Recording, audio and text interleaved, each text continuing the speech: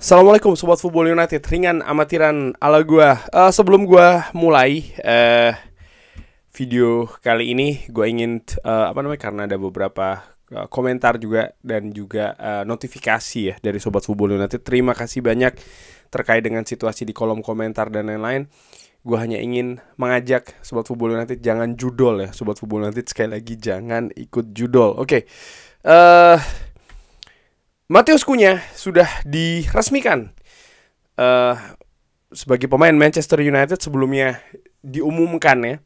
Dan pada hari Kamis 12 Juni ini secara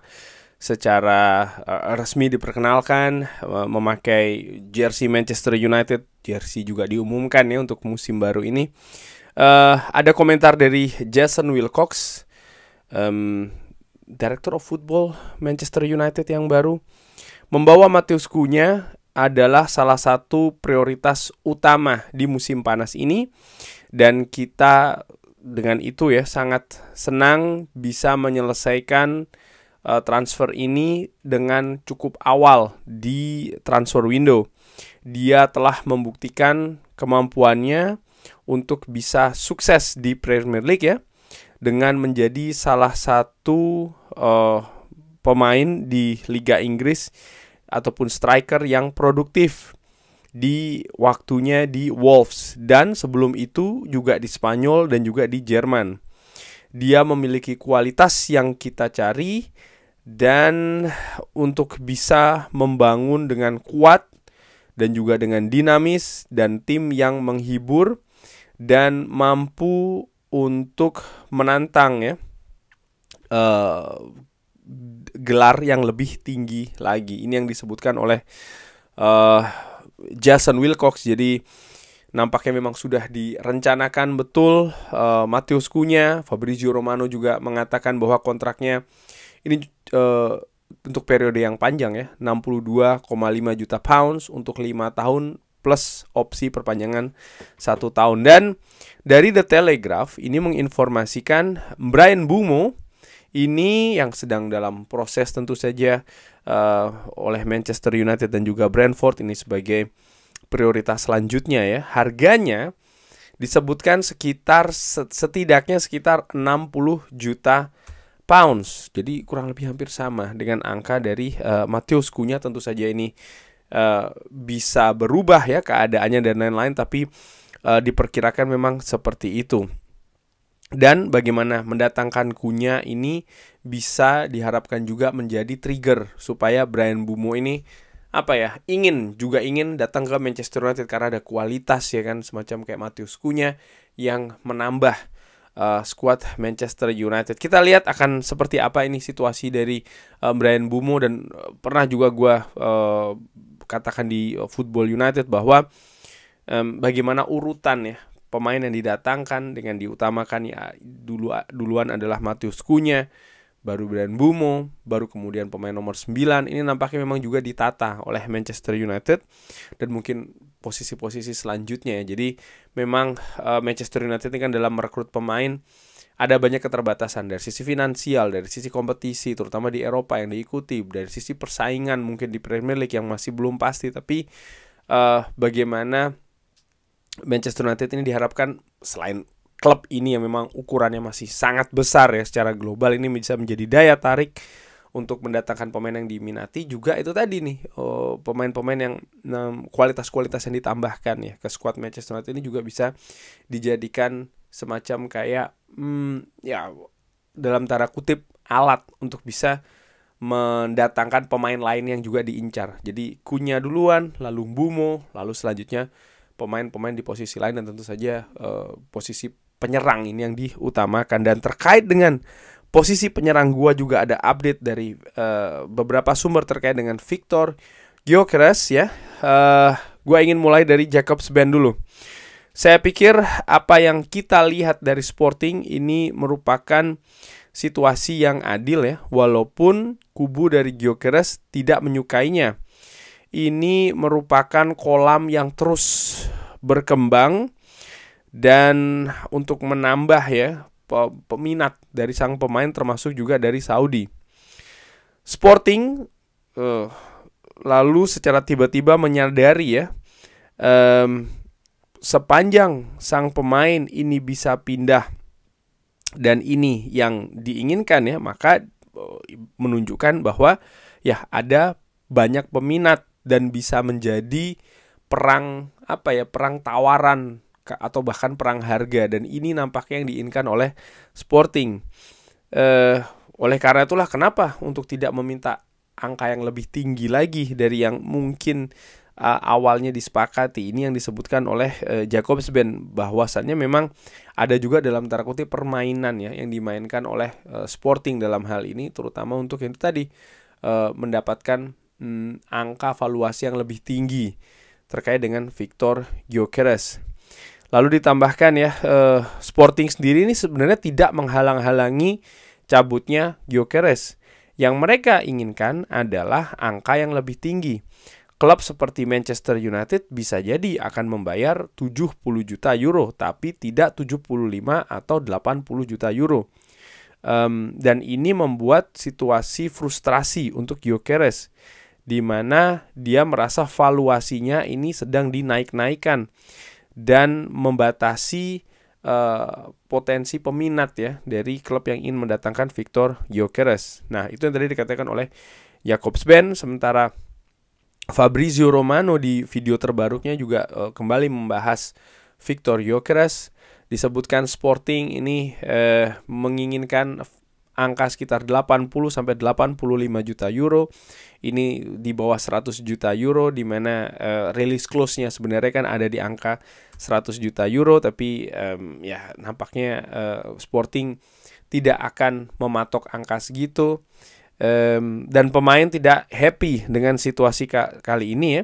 Dan sang pemain sendiri juga kecewa karena dia selalu memberikan yang terbaik untuk Sporting. Presiden dari Sporting ini juga meminta lebih banyak dana ya, ataupun pemasukan dari Gyökeres, karena jadi ada cerita juga nih bagaimana Sporting Director dari Sporting sebelumnya, Hugo Viana, ini terlibat ya dengan kesepakatan terhadap agen dari Victor Gyökeres. Yang saat ini Hugo Viana tentu saja sudah tidak berada lagi di Sporting karena sudah menjadi Sporting Director di Manchester City. Pada saat itu memang disepakati tidak untuk Gyökeres ini cabut, tidak di angka 100 juta euro sebagai release clause-nya. Bahkan angkanya bisa jauh lebih turun sekitar 60 sampai 65 juta euro. Tapi itu dengan Hugo Viana, dan setelah Hugo Viana ini cabut, maka Sporting merasa bisa memiliki posisi yang baru, dan ini yang membuat kesal kubu dari Victor Gyökeres. Sementara Manchester United ini terus ya meminta kabar, menanyakan kabar terkait dengan Victor Gyökeres, bahkan dilakukan hampir setiap hari, katakanlah seperti itu. Nah, yang menarik ada juga informasi dari Erik Niva, ini merupakan jurnalis dari Swedia ya. Saya percaya bahwa Victor Gyökeres akan bermain untuk Manchester United musim depan dengan segala situasi yang terjadi saat ini. Agen dari Victor Gyökeres mengklaim ya bahwa mereka memiliki bukti tertulis bahwa Sporting menjanjikan akan melepas di angka 60 plus 10 juta euro. Jadi 60 cash mungkin ya langsung, dan 10-nya ini merupakan add-ons. Nah, situasi dari Gyökeres ini juga sempat dikabarkan ada peminat ya kan yang lain selain Manchester United, yaitu adalah Arsenal, dan bahkan dikabarkan Arsenal juga sangat serius nih. Arsenal sangat berminat untuk mendatangkan Victor Gyökeres dan menyiapkan tawaran juga ya untuk Sporting. Tujuan dari Arsenal adalah mendapatkan harga yang pas, yang solid ya, dan mungkin bahkan melewati sampai 70 juta euro. Arsenal bahkan dikabarkan oleh salah satu media ini, Abola PT, bahwa telah memasukkan tawaran pertamanya ya. Angkanya itu adalah 60 tambah 10, jadi 70 juta euro, walaupun Sporting sudah menerima dan menolak angka tersebut. Sebelumnya juga bagaimana agen dari Gyökeres, Hasan Setinkaya, ini melakukan pertemuan dengan Arsenal untuk mengetahui kondisi dan juga permintaan dari Sporting. Disebutkan Arsenal saat ini mengambil sebuah langkah ke depan ya, tapi Manchester United dan juga Juventus ini masih ada di persaingan. Nah, yang menarik nih karena ada beberapa komentar juga dari Sobat Football United tentu saja yang mengatakan ya Viktor Gyökeres nampaknya akan ke Arsenal. Tapi ketika gue menerima informasi Arsenal berminat, bahkan kabarnya sudah memberikan tawaran, gue masih belum tahu apakah kabar ini valid atau tidak. Tapi ada hal yang agak sedikit kontradiktif nih. Bagaimana Arsenal disebutkan sebelumnya ini target prioritasnya, dan ini disampaikan oleh Fabrizio Romano, adalah Benjamin Sesko. Bahkan di video terbarunya Fabrizio Romano sudah mengatakan sudah sekitar sepekan 2 pekan ya Arsenal ini memproses Benjamin Sesko walaupun belum ada progres. Fabrizio Romano tidak mengatakan atau tidak ingin mengatakan tidak ada peluang Arsenal untuk mendatangkan Sesko, tapi proses ini sedang berlangsung. Dan dari yang gua ketahui misalnya memang lebih memfokuskan untuk mendatangkan Benjamin Sesko. Nah, walaupun sang pemain Benjamin Sesko ini juga sempat menjadi ada di daftar pemain yang diburu oleh Manchester United di samping pemain-pemain lainnya juga. Nah, bagaimana situasi dengan apa yang terjadi? Tadi gue sudah bahas di bagian pertama, Cunha datang, Mbeumo akan selanjutnya. Bagaimana dengan Viktor Gyökeres? Ada hal yang aneh sih menurut gue ya, yaitu adalah Hugo Viana saat ini dia sudah ada di Manchester City, tapi jangan lupa ketika Hugo Viana membuat kesepakatan dengan kubu dari Viktor Gyökeres, itu kan bukan Hugo Viana yang membuat kesepakatan dengan Viktor Gyökeres, tapi Hugo Viana sebagai representatif dari Sporting. Artinya menurut gue tidak mungkin presiden klubnya ini tidak mengetahui hal tersebut. Bahkan sangat mungkin dia memberikan persetujuan ya terkait dengan bagaimana proses untuk melepas Viktor Gyökeres. Sehingga wajar saat ini dengan masih ataupun dengan tidak adanya lagi Hugo Viana dan adanya perubahan kali ini, kubu dari Viktor Gyökeres ini tidak happy, bahkan marah ya, karena mau Hugo Viana atau siapa, itu kan representatif atau perwakilan dari klub dan disepakati secara bersama antara kubu dari Gyökeres dan juga Sporting, dan sekarang ternyata berubah lagi nih. Nah, akan seperti apa? Menurut gue akan seru ya. Dan ini juga menurut gue yang katakanlah membuat konsentrasi dari Manchester United mungkin ini menjadi ujian juga. Kenapa gue katakan seperti itu? Di sisi lain ada saga, ada drama ataupun perebutan katakanlah seperti itu untuk mendatangkan Viktor Gyökeres, yang kalau dari informasi-informasi yang gue dapatkan, nampaknya memang selama ini Manchester United menyusun rencana untuk mendatangkan Viktor Gyökeres. Menurut gue seperti itu. Apakah ini rekomendasi dari Ruben Amorim? Bisa jadi banget ya, seperti itu, identifikasi dan lain-lain. Kerja kolektif manajemen Manchester United dengan analisa dari Christopher Vivell misalnya dan tim-tim lainnya. Dari apa yang diinformasikan, lalu bagaimana Viktor Gyökeres juga nampaknya tahu betul dia diincar, dan dia nampaknya juga bersedia untuk datang ke Manchester United ya.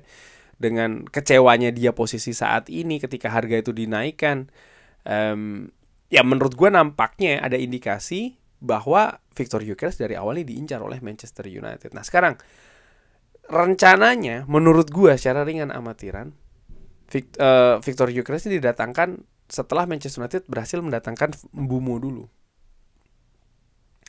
Dimana proses Mbeumo sendiri juga masih belum selesai ya kan.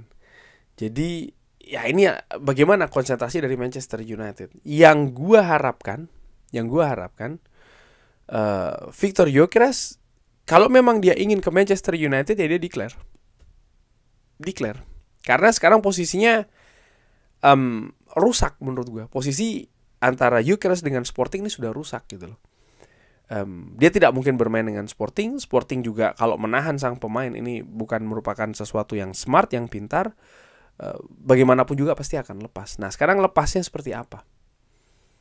Itu sih menurut gue. Dan salah satu untuk mempermudah hal tersebut, dan ini bukan hanya untuk terutama untuk Gyökeres sih. Dia tahu bahwa dia sedang dipermainkan oleh Sporting, ya kan. Dia disempitkan, katakanlah seperti itu, pilihannya. Sporting ingin mendapatkan keuntungan yang lebih besar. Dan menurut gua, ya Gyökeres bisa saja bermain dengan caranya dia sendiri, dengan strategi melawan, ya, dengan mengatakan oke, kalau Sporting mainnya seperti ini, oke, gua nggak mau bermain di apa yang sedang di atur saat ini oleh Sporting. Gua maunya Manchester United, udah. Umpamanya seperti itu ya. Sehingga ya, mau seperti apapun harganya, ya sudah, dia bisa aja berharap angka kayak gimana, tapi Gyökeres maunya Manchester United. Dan mungkin Manchester United akan memberikan tawaran 60 tambah 10 mungkin ya, seperti kesepakatan release clause dalam tanda kutip yang baru dari Gyökeres, ya kan, dengan Hugo Viana pada saat itu ya. Artinya ada perlawanan balik gitu. Ada konsekuensinya tentu saja. Hubungannya tambah buruk lagi antara Gyökeres dengan klub, dengan Sporting, di mana Fabrizio Romano mengatakan sebenarnya pihak dari Gyökeres tidak ingin seperti ini. Dia tidak ingin dia tidak ingin pergi dengan cara yang buruk, kurang lebih seperti itu. Tapi kalau menurut gue secara dengan amatir, sekarang sudah rusak gitu loh. Sekarang sudah rusak gitu. Ya sekarang tinggal bermain strategi saja. Sekali lagi, kalau memang Gyökeres inginnya ke Manchester United. Tapi kalau dia yang penting tidak di Sporting, ya sudah, dibuka saja nih nanti siapa yang akan menawarkan angka yang mungkin disepakati oleh Sporting. Tapi yang jelas ini merupakan hal yang sangat-sangat seru untuk diikuti. Kurang lebih seperti itu. Bagaimana menurut Sobat Football United? Seperti biasa silahkan drop di kolom komen. Terima kasih sudah menyaksikan. Jangan lupa like, sholat, dan juga subscribe.